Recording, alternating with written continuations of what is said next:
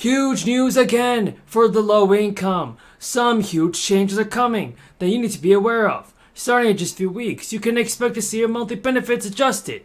The federal government has unveiled how future SNAP benefit checks will be different. So much different than the past, you won't even realize it. Right now, here's your information on the fourth stimulus check. In the early days of the crisis, the Fed altered the SNAP program to boost the benefits going out to the low income. SNAP benefits, also known as food stamps, became a crucial form of financial support for millions. The Fed has introduced the emergency allotments to stop this and to increase the amount on offering to recipients. The program has gradually rolled back in the past year, and in February, with the final month in which recipients in certain states are getting this check, can benefit from the emergency allotments. The Center on Budget and Policy Priorities reports that 35 states, 35 territories are still paying these emergency allotments this month, but that additional support will end in March. In the New York State Office of Temporary Disability and Assistance, which administers SNAP in New York, announced that the extra benefits will be issued Friday. For households outside of New York City, you're going to get it the 28th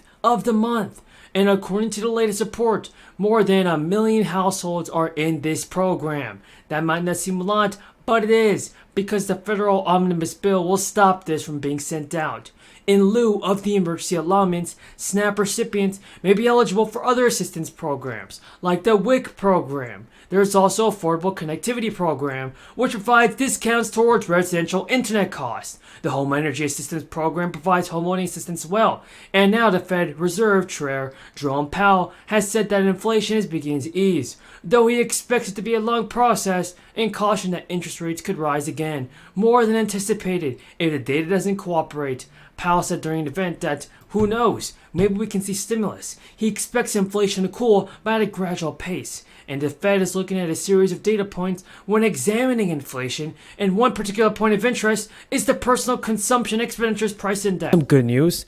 President Biden has made a big announcement to regards financial relief for many of you guys on Social Security, and stimulus checks are needed for many people. President Biden has realized this, and now we can expect to receive thousands of dollars, in fact, in additional crisis relief assistance starting this week. Now, eligible people have until the end of the month to claim up to $850 in stimulus relief. It's thanks to a surplus in the state of Maine's budget. The stimulus payments will actually offer financial assistance related to crisis and inflation-reduced economic strains. About 858,000 residents will be eligible if they file by the end of October to claim their relief check. To qualify, applicants must have been Maine residents for a full year and need to file their 2021 state tax return by October 31st.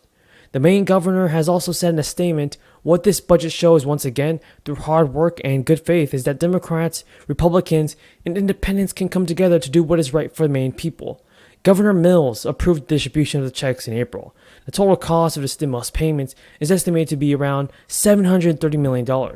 Applicants have to make less than $100,000 annually if they're filing individually, or $200,000 if they're filing jointly. And according to the governor's office, dependents are not eligible for the payments.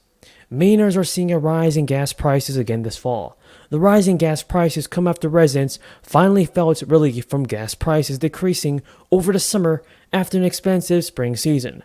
In Maine, everybody, Mainers experienced an average gas price that soared $5 a gallon. Now, but here's what President Biden is saying about this. He announced the formal launch of the federal application for Americans seeking student loan forgiveness, the latest phase of his plan that is expected to provide debt relief to as many as 43 million borrowers. Today from the White House, President Biden stated, I'm announcing millions of people working in middle-class folks, they can apply and get this relief, and it's simple and it's easy. It's an easy game changer for millions of Americans, and it took an incredible amount of effort to get this website done in such a short time. So everybody, according to CBS News, individuals seeking to apply for student debt relief can now fill out the form online. The form includes information on the debt relief, who qualifies for it, and how it works. Earlier this year, Joe Biden announced his decision to cancel up to $10,000 in student loan debt for individuals making less than $125,000 a year. The Biden administration has said that applicants who are more likely to exceed the income cutoff will be required to submit additional information. And while borrowers will not have to pay federal debt and student tax on the student loan debt forgiveness, it's possible that some borrowers may have to pay state income tax on the amount of debt forgiven. The formal launch of the application marks the next phase of a massive technical undertaking for federal agencies and student loan services to provide broad relief to tens of millions of borrowers. Joe Biden also said in a speech that millions of people fill out the application. We're going to make sure the system continues to work as smoothly as possible so that we can deliver student loan relief to millions of Americans. The Department of Education is also facing lawsuits challenging the student loan forgiveness policy. A U.S. district judge can actually soon decide whether to temporarily block the program from taking effect after hearing a motion from a preliminary injunction last year. What this means is that President Biden can do more for the American people and send out stimulus checks sooner than we realize. Hopefully he does this. Congress has signed a new bill, everybody. Americans are eligible to claim an extra $125, and extra bonus relief checks. This comes as state officials pass new relief legislation. Indiana has another budget surplus, and Governor Eric Holcomb wanted to disperse to people in the state. Early this month, the governor announced he wanted to distribute $1 billion in tax relief to help people in the state dealing with inflation.